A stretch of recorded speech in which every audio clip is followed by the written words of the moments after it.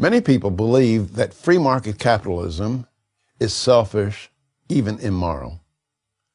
They say it's about greed, about hunger for money and power, that it helps the rich and hurts the poor. They're wrong.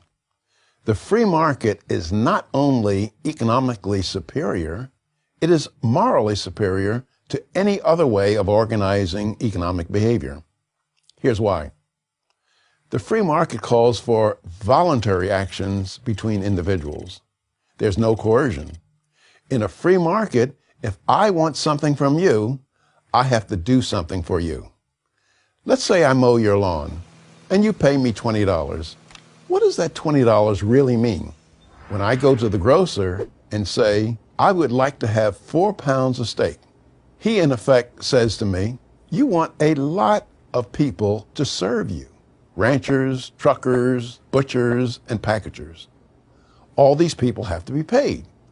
What did you do to serve your fellow man? Well, I say, I mowed my fellow man's lawn. And the grocer says, prove it. Then I offer him the $20. Think of the money that you've earned as a certificate of performance. It's proof that you've served your fellow man. People accuse the free market of not being moral because they say it's a zero-sum game, like poker, where if you win, it means that I have to lose. But the free market is not a zero-sum game. It is a positive-sum game. You do something good for me, such as give me that steak, and I'll do something good for you, give you $20. I'm better off because I value the steak more than I value the $20, and the grocer is better off because he valued the $20 more than he valued the steak. We both win. Ironically, it's the government, not the free market, that creates zero-sum games in our economy. If you use the government to get a food stamp, a farm subsidy, or a business bailout, you will benefit, but at the expense of your fellow citizens. Isn't it more moral to require that people serve their fellow man in order to have a claim on what he produces, rather than not serve others and still have a claim? But a lot of people ask, what about giant corporations? Don't they have too much power over our lives? Not in a free market. Because in a free market, we, the people, decide the fate of companies who want our business. Free market capitalism will punish a corporation that does not satisfy customers or fails to use resources efficiently. Businesses, big and small, that wish to prosper are held accountable by the people who vote with their dollars.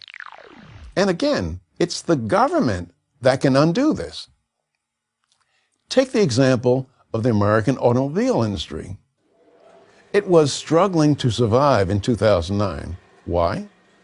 Because they were producing cars that did not please a sufficient number of their fellow men.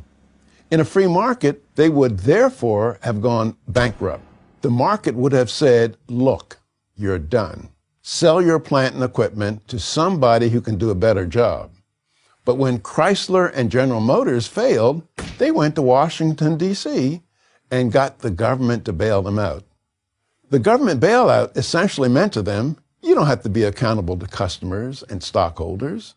No matter how inferior your product is, and no matter how inefficient you are, we'll keep you in business by taking your fellow man's money. When the government interferes in this way, it takes the power away from the people and rewards companies that couldn't compete successfully in the marketplace. That may work out very well for politicians, big unions, and corporate officers, but it seldom does for the taxpayer. That's why a free market system can only work if there is limited government. Limited government means you and I decide which businesses survive. That's the America that our founding fathers envisioned. A limited government that has only a few specifically mentioned or enumerated powers that are listed in Article 1, Section 8 of the United States Constitution. It's this brilliant limited government notion that produced the wealthiest nation in history.